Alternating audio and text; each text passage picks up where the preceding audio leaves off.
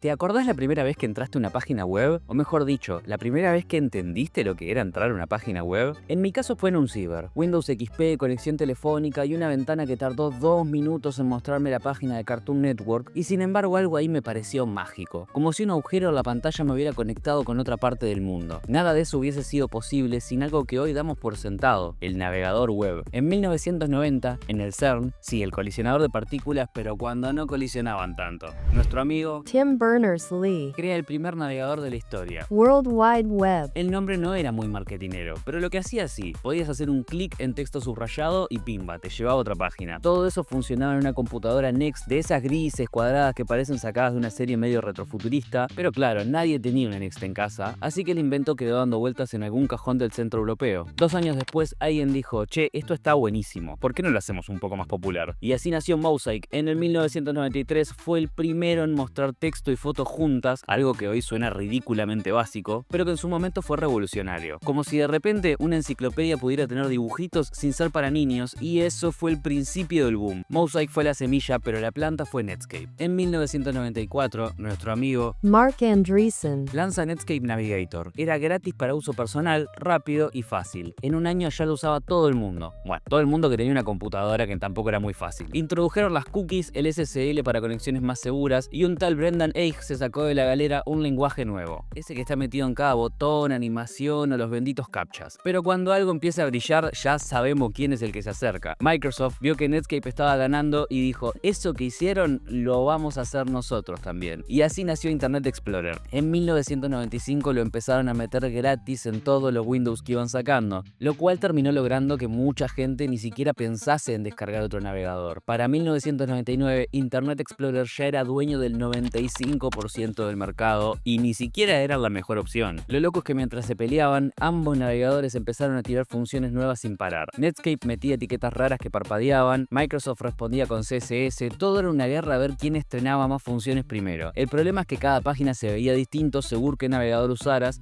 y eso se terminó volviendo un caos, como si cada audio se escuchase distinto según la versión de WhatsApp que estés utilizando. En 1998, acorralados, los de Netscape hicieron algo medio extraño, liberaron su código, lo que significaba que ahora cualquiera podía ver cómo estaba hecho el navegador, modificarlo y mejorarlo. Así nació Mozilla y años después Firefox. Mientras tanto, Microsoft enfrentaba juicios por prácticas monopolíticas, sobre todo en Europa. Fue tan grande la cosa que les obligaron a incluir una pantalla donde el usuario podía elegir qué navegador instalar. A principios de los 2000, Internet Explorer ya no tenía competencia y se durmió. Literalmente, el navegador estuvo años sin recibir actualizaciones relevantes, y en ese interín llegó Firefox, que era rápido, personalizable, con extensiones y sobre todo con una comunidad activa. Para 2009 llegó a tener entre el 20 y el 30% del mercado. Opera, por su parte, nunca fue masivo, pero sí fue innovador. Pestañas, bloqueo de anuncios, navegación privada, funciones que todos los demás le fueron copiando con el tiempo. Y ahí apareció un nuevo jugador que nadie esperaba, pero que tenía todo para ganar. En 2008, Google lanza Chrome, ligero, estable y rápido. Venía con dos cosas claves: un motor de JavaScript rapidísimo y un sistema de pestañas en procesos separados. Si se te colgaba una, las demás seguían funcionando. Pero por sobre todas las cosas, tenía billetera para meter marketing. Cada vez que abrías Google te sugería bajarte Chrome, y a la tercera vez uno decía, va, sí, vamos a probar a ver qué onda. Y funcionó. En 4 años, Chrome destronó a Internet Explorer y a Firefox, y la ironía era que estaban usando Blink, un motor basado en WebKit que era el corazón de Safari, el navegador de Apple. Y todos felices, más o menos, porque ahí empezó otro problema. Casi todos los navegadores empezaron a usar Blink, Opera, Edge o el moderno Brave, incluso los que decían ser distintos. La web empezó a parecerse demasiado a Chrome y muchos se preguntaron si no estábamos cayendo de vuelta en el monopolio, pero esta vez disfrazado de diversidad. Hasta ahora hablamos de la web como un lugar geográfico en tu casa, algo que usas sentadito, con teclado, monitor, pero en 2007 Steve Jobs se subió a un escenario, mostró un teléfono sin botones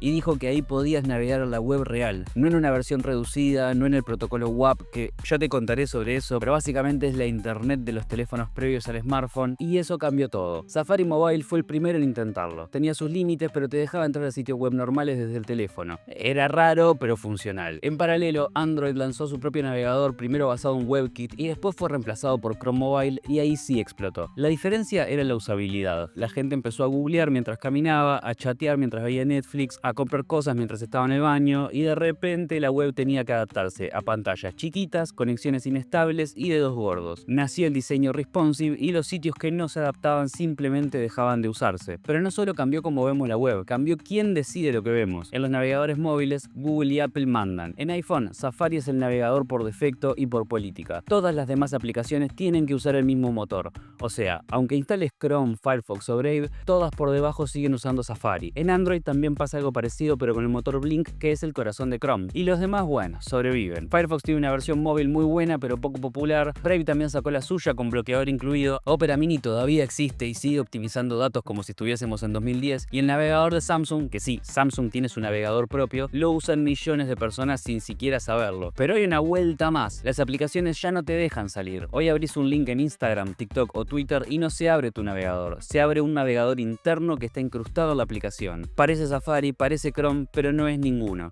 No usa tus bloqueadores, no respeta las configuraciones de privacidad y a veces incluso rastrea todo lo que haces allá adentro. La navegación web ya no es una acción consciente, es un reflejo, algo que pasa entre historias, posteos, ofertas y notificaciones. Y a medida que Chrome se iba volviendo omnipresente, surgió una nueva necesidad, que los navegadores no te persigan, que no le vendan tu historial al mejor postor. Apareció Brave, que bloquea publicidades de fábrica y te paga entre muchas comillas, pero algo paga, si querés verlas. DuckDuckGo sacó su navegador propio, minimalista y con un enfoque en no recolectar datos, aunque con alguna excepción que generó polémica, y en 2023 se lanzó Mullvad Browser, una versión un poco más hardcore del navegador Tor que está pensada para usarse con VPN y navegar sin dejar un solo rastro de huella digital. Cada uno con su enfoque, pero todos diciendo más o menos lo mismo. No todo es velocidad y diseño, también importa qué es lo que hacen con tu información. Y explicar cómo funciona esto es un toque confuso, pero vamos a ver si te lo puedo explicar así como a los tiros. Cuando vos escribís una dirección, el navegador pregunta a un servidor donde ese sitio se conecta, descarga el código, el HTML, el CSS y el JavaScript, lo interpreta y lo muestra. Es como pedir una pizza por teléfono que te llegue y que te la armen adelante tuyo con los ingredientes que les mandaron en paquetes separados. El navegador cocina en tu pantalla. Por eso es que algunos sitios cargan más rápido, otros se ven medios rotos y otros no se abren nunca. La historia de los navegadores web es un resumen perfecto de lo que fue y sigue siendo Internet. Una mezcla de idealismo técnico, competencia desleal, empresas que cambian el juego y comunidades que lo salvan. Pasamos de un tipo en un laboratorio suizo a más de 5.000 millones de personas navegando todos los días. Y en ese viaje se pelearon, se crearon estándares, se rompieron, se volvieron a armar y nunca se aprendió de los errores del todo. Hoy Chrome domina, Firefox resiste y Brave se planta. Y Tor silenciosamente te protege. Elegir un navegador no es solo una cuestión técnica, es una decisión política, ética, a veces estética y a veces de comodidad. Porque sí, hay gente que sigue utilizando Safari solo porque está ahí nomás en su teléfono. Pero al final todos buscamos lo mismo, un lugar desde donde mirar el mundo digital sin que nos miren demasiado de vuelta.